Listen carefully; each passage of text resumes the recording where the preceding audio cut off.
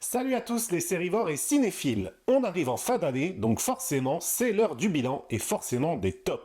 Et 2025, mine de rien, ça a été une année bien remplie au ciné, malgré des entrées pas franchement au beau fixe. On a eu des suites très attendues, des films d'horreur bien vénères, des gros blockbusters, des projets intimes, bref, il y avait largement de quoi faire une petite sélection aux oignons. Mais avant de partir dans le classement, je pose tout de suite les bases. C'est évidemment mon top, pas le top. C'est ultra subjectif, c'est basé sur ce que j'ai vu, sur mes goûts à moi, sur mon humeur du moment aussi, et j'ai forcément raté des trucs, j'ai sûrement oublié des films, et c'est très bien comme ça. Les commentaires sont là aussi pour me rappeler ce que j'ai zappé, et je vous attends en nombre. Le classement reposera donc sur un mélange de critères, le plaisir en salle, ce qui m'est resté en tête longtemps après, les émotions, la mise en scène, les idées. C'est pas une grille scientifique évidemment, c'est plus est-ce que le film m'a marqué cette année, tout simplement. Et petite précision importante, il n'y aura pas d'Avatar 3 dans ce top, tout simplement parce que je tourne la vidéo avant sa sortie. De même, je précise aussi qu'il n'y aura pas de Frankenstein par exemple de Del Toro. Je reconnais totalement les qualités du film, mais ce n'est clairement pas mon délire. Et comme c'est mon top, eh bien je préfère rester honnête plutôt que forcer un titre juste parce qu'il est important.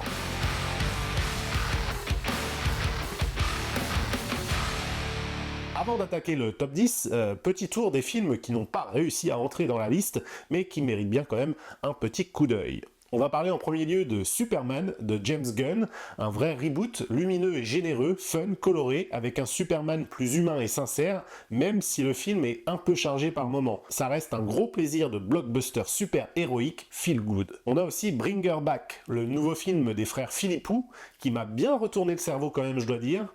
Une horreur occulte glauque, parfois beaucoup trop graphique pour moi, mais avec une vraie proposition, une ambiance malsaine très efficace et une Sally Hawkins incroyable. Parmi les films français, je citerai Un ours dans le Jura, une comédie noire française signée Franck Dubosc qui m'a surpris par son ton et son ambiance à la Fargo à la française, même si tout n'est pas parfaitement maîtrisé. Et enfin, parlons aussi d'un film récent, The Running Man d'Edgar Wright, adaptation beaucoup plus fidèle du bouquin de Stephen King, une dystopie télévisuelle bien tendue, avec Glenn Powell en star de télé-réalité sacrificielle. J'ai quelques réserves, mais ça reste un très bon morceau de science-fiction parano, et ça critique bien les médias. Voilà, ces films-là étaient clairement au bord du top, mais il fallait bien trancher. Du coup, on passe maintenant aux choses sérieuses. Voici mon top 10 des films préférés de l'année, en commençant par le 10e.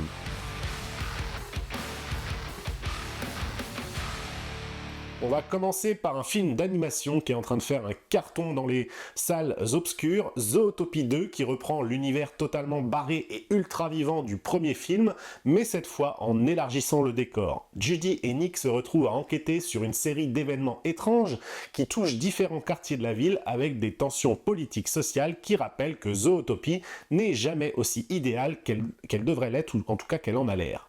On retrouve ce mélange d'humour enquête qui avait fait la force du premier opus, avec une nouvelle intrigue qui s'appuie davantage sur la manière dont les différentes espèces cohabitent, leurs peurs, leurs préjugés et toutes leurs petites frustrations du quotidien qui peuvent dégénérer en problèmes plus larges. Le film reste bourré de petits gags de personnages secondaires mémorables et de références pop qui fusent dans tous les sens, mais il garde tout de même ce fond intelligent sur la diversité, la tolérance et la cohésion sociale sans jamais être lourd. Ce que j'ai aimé aussi, c'est que le film ne cherche pas à surjouer pour faire plus grand que le premier. Il reste dans la continuité avec un sens du rythme impeccable et un duo Judy-Nick qui fonctionne toujours aussi bien. Visuellement, évidemment, ça claque, les environnements sont encore plus variés et malgré le côté blockbuster familial, le film ne prend pas son public pour des idiots. Alors oui, c'est pas le film qui bouleverse tout et il joue clairement sur la carte du plaisir simple plus que sur celle de la révolution narrative, mais franchement, ça marche bien. C'est fun, c'est généreux, c'est bien foutu et ça remet la franchise sur de bons rails. Une très bonne entrée en matière pour ce top. Puis bon, c'est le tout premier film au ciné pour ma fille, donc ça reste gravé pour moi.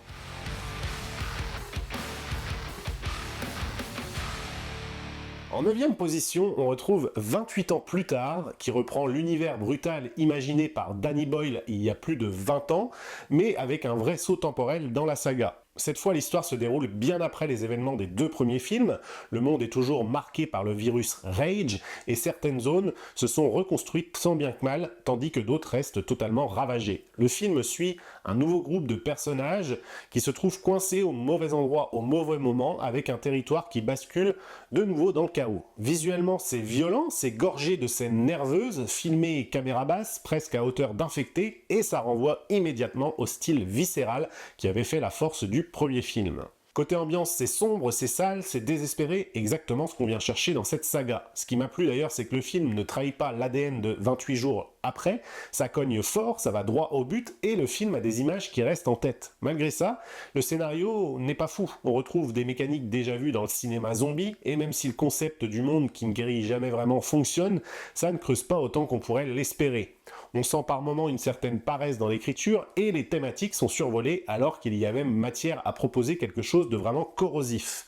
Mais quand le film se contente d'être un survival, eh bien ça fonctionne super bien. L'énergie d'horreur brute, la mise en scène tendue, tout ça tient la route. 28 ans plus tard, c'est pas un chef-d'œuvre, clairement, mais c'est un film qui fait ce qu'il a à faire, qui respecte la franchise et qui délivre exactement le chaos qu'on attendait. Puis bon, j'aime beaucoup le genre zombie, donc forcément, il se devait d'être dans ce top.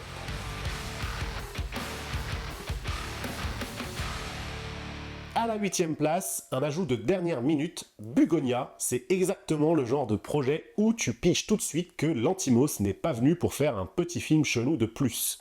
Le pitch à la base est presque trop simple pour être vrai. On a 2 types persuadés d'avoir découvert que le monde est contrôlé par des extraterrestres en costard-cravate et qui décident de kidnapper une femme pour, entre guillemets, sauver le monde. Un point de départ sec, presque abstrait, qui pourrait tenir sur un post-it, mais comme toujours avec Lanthimos, c'est juste, entre guillemets, la première marche. Très vite, on sent que Bugonia parle surtout de croyances, de manipulation, de la manière dont on s'invente des ennemis pour éviter de regarder ses propres failles. Et cette idée-là, il la pousse à un niveau assez jouissif, même si clairement, ça va diviser, parce que le film est aussi barré qu'inconfortable. Ce qui frappe immédiatement aussi, c'est ce mélange entre la cruauté et l'humour. Le film passe d'une absurdité totale à des moments presque tendres, puis replonge dans un malaise visuel à la seconde d'après. Il n'y a pas une scène qui ressemble à la précédente, c'est du Lanthimos pur jus, cadrage étrange, dialogue volontairement décalé, personnages coincés entre le grotesque et le tragique, et cette fois, il ajoute une énergie paranoïaque qui donne au film un rythme presque thriller, sans jamais sacrifier son côté profondément weird. Et honnêtement, moi j'ai trouvé ça souvent vraiment marrant, quasiment malgré moi. Les acteurs jouent pile sur la frontière entre le ridicule et le glaçant. Ils sont fascinants à regarder parce qu'ils ne cherchent jamais le naturel, entre guillemets. Ils cherchent au contraire le vrai derrière l'artifice et ça marche. La mise en scène fait le reste. On a des compositions froides, des ruptures absurdes, des petites trouvailles visuelles partout, comme si Lanthimos s'amusait avec nous tout en nous poussant dans nos retranchements. Au fond, Bugonia, c'est un film sur la peur qu'on a du monde d'aujourd'hui, sur ce besoin compulsif de mettre un visage sur ce qui nous dépasse. C'est tordu, c'est brillant, c'est inconfortable, c'est complètement barré, et parfois, ça va peut-être un peu trop loin, mais justement, c'est ce qui fait son charme, et franchement, moi, j'ai beaucoup aimé. C'est bizarre, c'est libre, ça ose, et ça n'a pas peur de diviser, ça fait du bien, et c'est 8e dans ce top.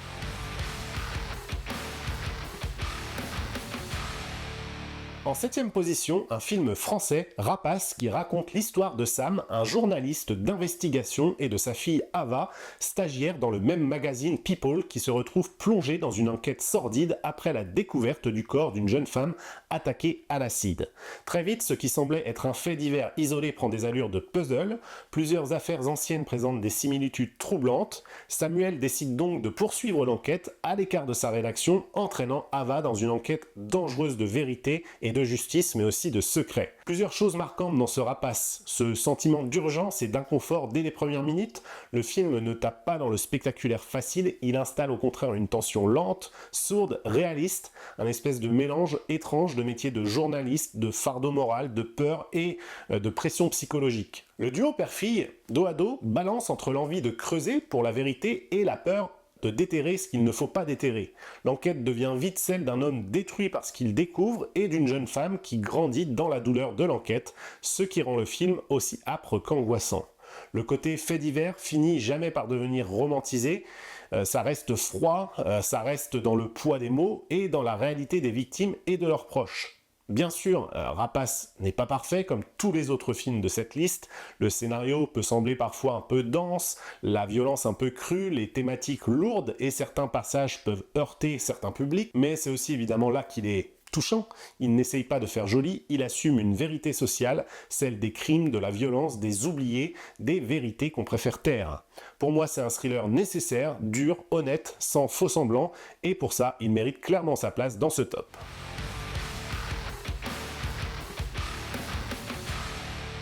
En 6ème position, Weapons démarre comme un film qui ne te prend pas la main. Tu tombes dedans sans vraiment comprendre où ça va, et c'est exactement l'idée.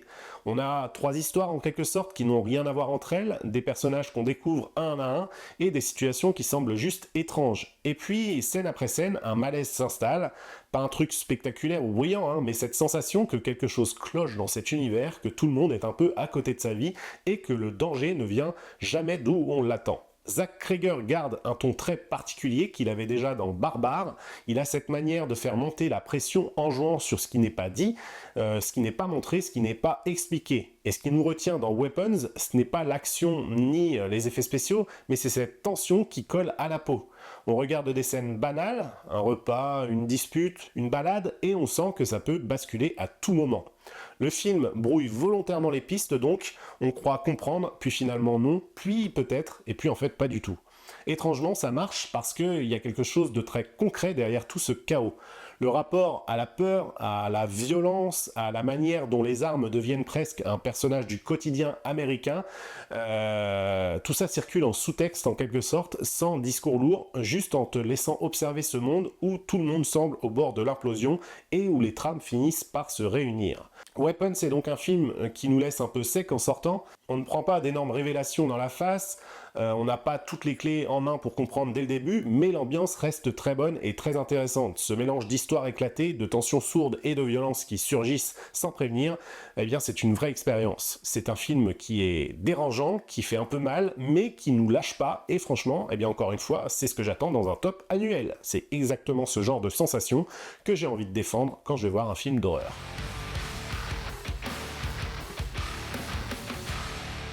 Autre film français, d'Orelsan, Yoroi, c'est typiquement le genre de film où on comprend en 5 minutes que ce monsieur n'est pas venu pour faire un truc à moitié. Au contraire, le point de départ est assez simple. On a un jeune homme, Orelsan donc, qui tombe sur une armure mystérieuse alors qu'il est en retrait de sa vie publique. Il trouve une espèce d'héritage qui lui tombe dessus et qui va complètement décaler son quotidien. Mais ce pitch héroïque à la japonaise est juste la porte d'entrée. Très vite, on sent surtout que le film parle de la manière dont on se construit, de ce qu'on traîne depuis l'enfance, de toutes ces casseroles qu'on cache parce qu'on préfère faire semblant que tout va bien.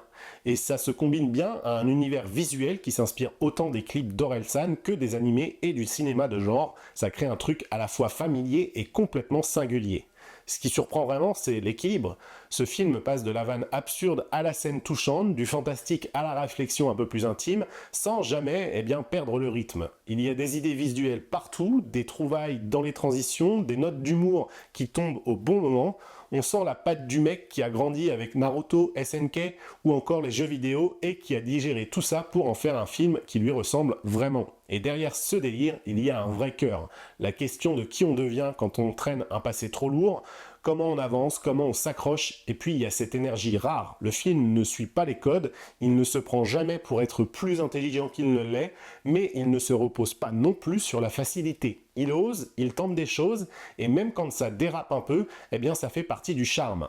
Yoroi, c'est donc fun, c'est inventif, c'est bizarre dans le bon sens du terme, et ça prouve, encore une fois s'il le fallait, qu'Orelsan a un vrai regard de metteur en scène, que c'est pas juste un délire de rappeur qui veut faire son film. C'est pour ça qu'il est aussi haut dans mon top, c'est parce que c'est pas parfait certes, mais parce que c'est un film qui vit, qui respire, qui a une âme et qui prend des risques. Et ça, j'ai adoré.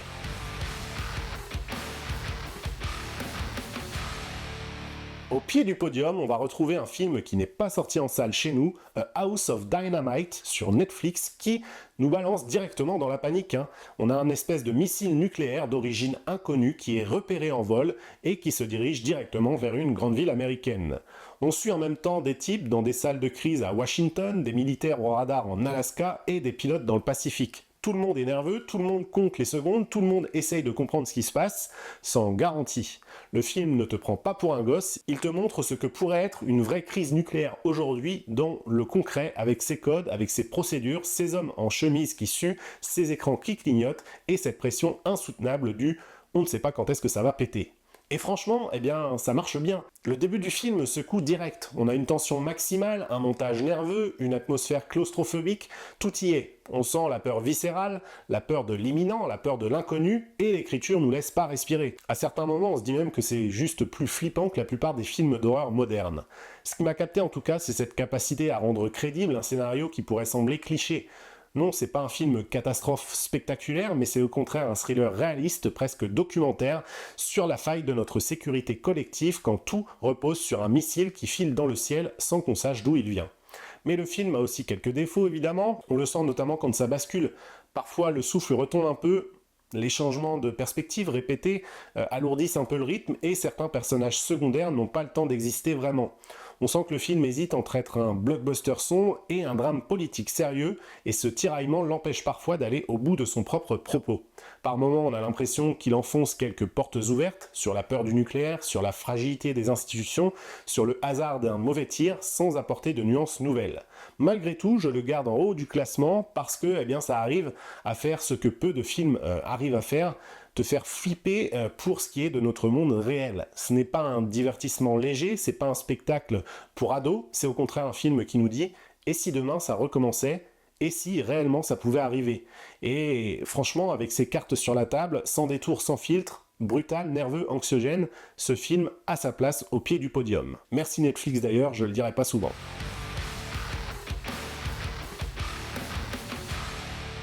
En troisième position, sur le podium, donc, on trouve Sinners, le film délirant de Ryan Coogler qui mélange horreur, vampirisme, blues, racines afro-américaines et drame social dans le Mississippi de 1932. On y suit deux frères jumeaux qui rentrent dans leur ville natale avec l'idée d'ouvrir un club de musique et de danse et l'espoir d'un nouveau départ. Mais très vite, ce projet se transforme en cauchemar. Le retour au pays ravive les blessures, avec des morts mystérieuses, une violence surnaturelle, et le film part dans un mélange brutal de peur, de rythme blues et de colère viscérale. Ce film frappe fort. Dès les premières images, l'ambiance te prend à la gorge, on a des lumières magnifiques mais un regard cru sur le racisme, la misère, l'injustice, le poids du passé, et puis le choc du surnaturel, le vampirisme comme métaphore de l'oppression, de la haine, de la peur, qui traverse les générations. Coogler n'est pas là pour rigoler, il balance un univers violent, troublant, où chaque note de musique, chaque regard, chaque scène de fête peut basculer en cauchemar. Et pourtant, ce Sinners n'est pas que sombre. Il y a de la rage, de la souffrance, mais aussi des instants de musique, des plans visuellement hallucinants, des performances intenses, notamment de Michael B. Jordan, en jumeaux à la fois liés et brisés, lourds de cicatrices, en quête d'un rêve qui va aller au pire. Le film ne choisit jamais la voie de la simplicité, il accumule les thèmes avec le racisme, les inégalités, la mémoire, la violence, l'espoir, la culture, et au bout du compte, il propose un choc, pas ceux qu'on oublie, ceux au contraire qu'on retient. C'est sauvage, dérangeant, sensible, parfois trop, mais c'est foutrement vivant. Est-ce que tout ça est parfait ? Évidemment, certains diront que le mélange des genres est un peu bordélique, et que ça fait quelques longueurs qui traînent, que certaines métaphores tombent un peu lourdement, mais pour moi, ce bordel est un peu voulu. C'est la sensation de chaos, de survie, de rage et de dignité tout mélangé. Sinners ne plaira évidemment pas à tout le monde, c'est un film qui ose, qui sent, qui choque, et ça change des films carrés. Voilà pourquoi il mérite cette troisième place dans ce top de 2025.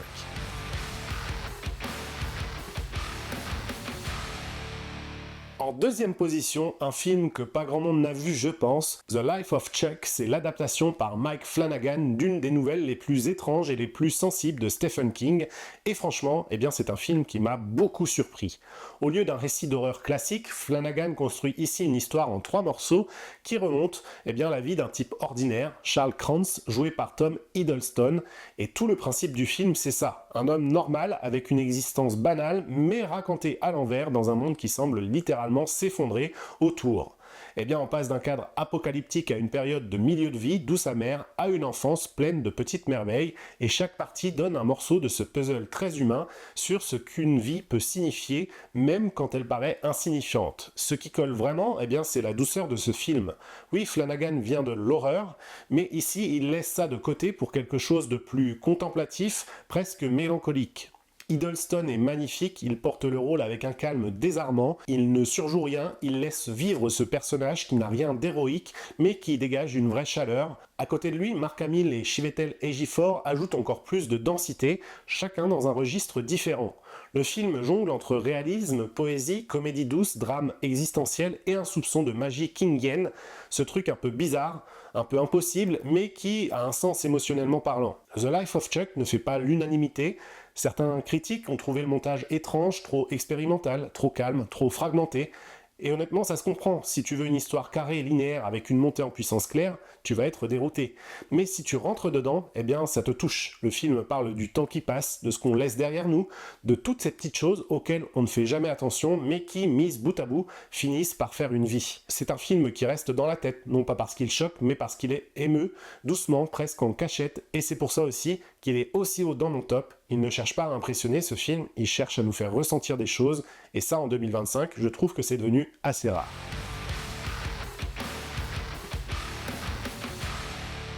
Et alors pour la première place, on va retrouver une bataille après l'autre, le DiCaprio de l'année. Dès les premières images, d'une bataille après l'autre, on comprend là aussi que le réalisateur Paul Thomas Anderson n'est pas venu faire du popcorn facile. Au contraire, le film nous propulse dans le quotidien d'un ancien révolutionnaire, Bob, qui vit sous les radars depuis plus d'une quinzaine d'années avec sa fille Willa.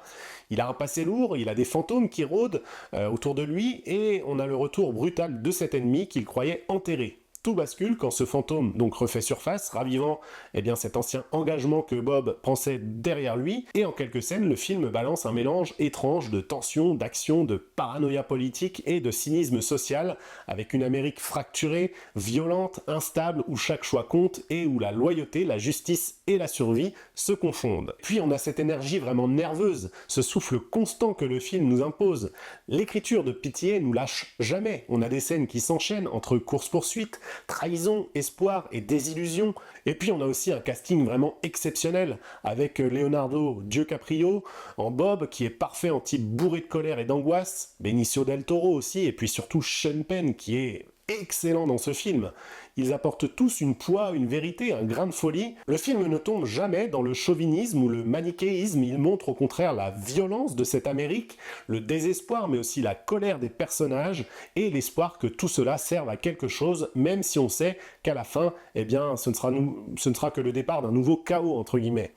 Oui, tout ça peut désarçonner, le rythme est bordélique parfois, le mélange entre action brute, satire politique et trame dramatique et ambiance post-révolutionnaire peut paraître un peu fouillis, voire risqué, mais comme pour d'autres films dont j'ai parlé, c'est ce bordel justement qui est... Mais comme pour d'autres films dont j'ai parlé, c'est ce bordel qui rend le film vivant. On ne regarde pas une bataille après l'autre pour se reposer, on le regarde pour ressentir quelque chose, pour être secoué, pour comprendre que l'Amérique aujourd'hui, vue à travers ce prisme, c'est ni blanc ni noir, c'est juste brutal, sale, c'est un pays en guerre contre lui-même. Pour moi, c'est une claque en 2025, pas parce que c'est lisse, mais au contraire parce que c'est inconfortable, parce que c'est sincère, dur, exigeant, et que ça n'a pas peur de montrer un monde qu'on préférerait souvent oublier. Et voilà, c'était tout pour mon top 10 de l'année. Encore une fois, je le répète, c'est un top ultra subjectif, basé sur ce que moi j'ai vu, aimé ou parfois carrément pris en pleine tronche au cinéma. Il y a forcément des oublis, des films que vous mettrez bien plus haut, d'autres que vous dégageriez sans hésiter, et c'est exactement ce qui est intéressant dans ce type de vidéo. Dites-moi en commentaire quels films vous avez vus dans ce top, lesquels vous auriez retirés, lesquels au contraire vous auriez mis plus haut, et surtout, dites-moi quel est votre film favori de l'année. En tout cas, si la vidéo vous a plu, pensez à liker, à vous abonner, à la cloche aussi, ça aidera grandement la chaîne. On se retrouve très vite en tout cas pour la version série de ce top de l'année. À très vite, et d'ici là, bon film.